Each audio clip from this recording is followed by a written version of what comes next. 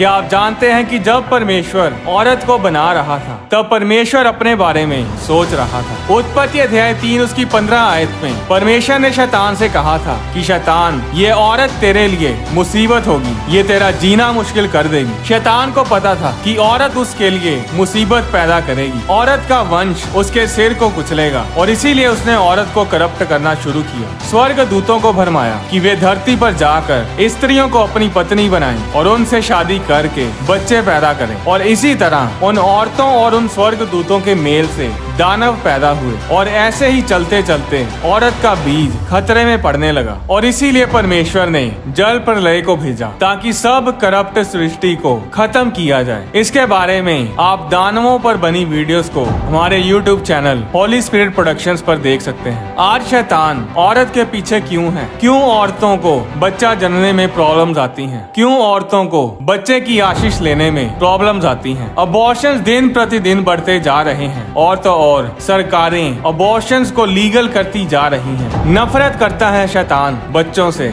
स्त्रियों से, क्योंकि वो जानता है कि जब भी कोई बच्चा पैदा होता है, फिर चाहे वो बिलीवर के घर पैदा हो या नॉन बिलीवर के, वो बच्चा आगे चलकर उसके लिए मुसीबत पैदा कर सकता है। वो बच्चा दूसरे लोगों के उद्धार का कारण बन सकता है। बाइबल में हम देखते हैं कि जब भी किसी ऐसे बच्चे का जन्म होना होता था जो शैतान के राज्य के लिए खतरा पैदा कर सकता था, तब शैतान ने बच्चों पर अटैक्स करवाए, बच्चों को मरवाना चाहा। फिर चाहे वो मूसा के समय में हो या फिर यीशु मसीह के जन्म के समय में। जब मूसा पैदा होने वाला था तो बाइबल बताती है कि शैतान ने यहूदी लोगों के सब नव जन्मे लड़कों को मरवा डाला, और यही हुआ जब यीशु मसीह का जन्म हुआ था। राजा हेरोदेस ने 2 साल से कम उम्र के सब लड़कों को मरवा डाला था। औरत के पास ये गिफ्ट है, एक बच्चे को, परमेश्वर के योद्धा को, परमेश्वर के सोल्जर को इस दुनिया में लेकर आने की। इंडिया जैसी और भी कई कंट्रीज हैं जहां पर लड़की को पैदा ही नहीं होने दिया जाता। आज भी लोग लड़की की जगह लड़का पाने के चक्कर में लड़कियों के अबॉर्शन करवा देते हैं। आपको क्या लगता है ये चीजें नॉर्मल हैं या इंसान के द्वारा सेटअप की गई हैं? नहीं, ये सब शैतान के प्लान्स हैं। यीशु मसीह को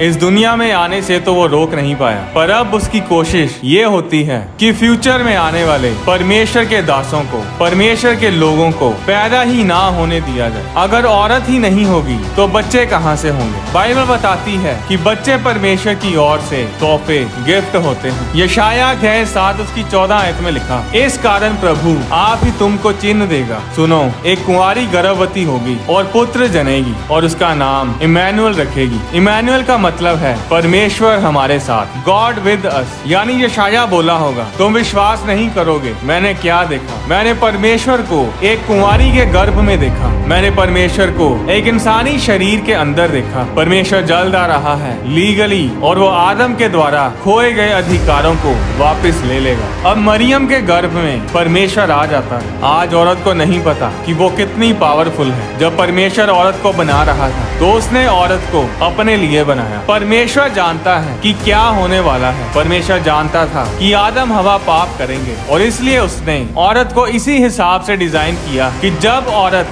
गर्भवती होती है, जब औरत प्रेग्नेंट होती है, तो बच्चे का और माँ का ब्लड कभी भी आपस में मिक्स नहीं होता। परमेश्वर कितना परफेक्ट है, कितना बुद्धिमान है कि बच्चा माँ के पेट के अंदर होता है, खाना पीना सब कुछ माँ के शरीर से ही रिसीव करता है। पर कितनी हैरान करने वाली बात है कि माँ बच्चे का ब्लड कभी भी आपस में मिक्स नहीं होता। बच्चे का ब्लड ग्रुप जो मर्जी हो, वो कभी भी माँ के ब्लड के साथ मिक्स नहीं होता। 9 महीने तक बच्चा माँ के पेट में होता है और उनका ब्लड कभी भी आपस में मिक्स नहीं होता। इसका मतलब बहुत गहरा है। ये तमाचा था शैतान के चेहरे पर, क्योंकि परमेश्वर ने पहले से ही औरत के गर्भ में आने के लिए इंतजाम किए हुए थे। परमेश्वर ने शैतान से कहा होगा, शैतान तू फंस गया, क्योंकि मैंने अपने आने का इंतजाम किया हुआ है। औरत मुझे बीज देगी और उसका खून बच्चे के खून के साथ मिक्स नहीं होगा।